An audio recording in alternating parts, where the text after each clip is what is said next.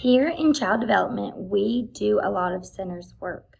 That means that we do some instructional period where students are either on the carpet or working at their table, and then we spend 2 periods a day working in centers for 30 minutes each center. This is a time for students to explore different parts of learning, such as creativity through blocks, fine motor, reading skills at the library, dramatic play, and other things like that. This is something that we change out every 2 weeks, so it's important for a teacher to make sure that they are on top of the materials they need and the instructional tools that will help facilitate continuous growth through these centers.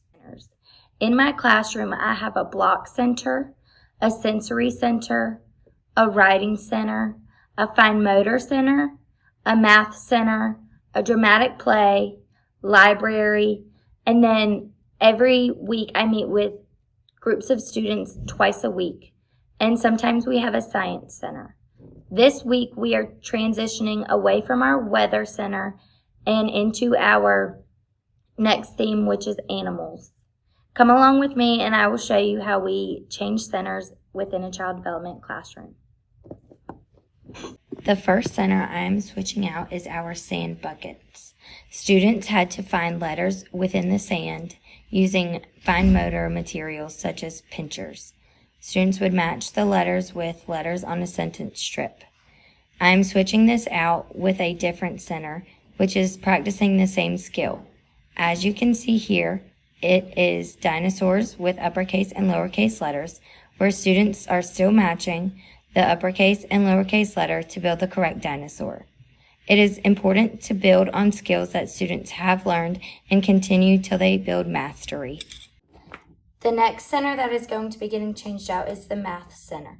I am taking away number locks, which had locks and keys that matched, and I am replacing it with cows that have dots and numbers, so students have to match the half of the cow to the numbers. One of my favorite centers to switch out is our sensory bin. This is a bin that I put different materials in, such as rice, corn, pom-poms, and previously was water with magnetic letters and fishing rods. Students before were matching letters just uppercase to uppercase or lowercase to lowercase. Now students are going to match uppercase letters and search within the sensory bin for lowercase letters. This is one of students' favorite centers to go to because they are able to work on skills that they are currently learning, and I tried to make heterogeneous groups so that students can feel teachable and like they are teaching. I like to see what students can do and practice their social skills with each other. The center I switch out last is the library center. This is because I have to find books for every center. So when I pull out the books from the library, I go into the closet and I look for books that would fit the theme we are currently transitioning into, which is animals. Once I find enough books to fill all of our centers, I will go back to the library and fill the library first with the most engaging books that match our theme.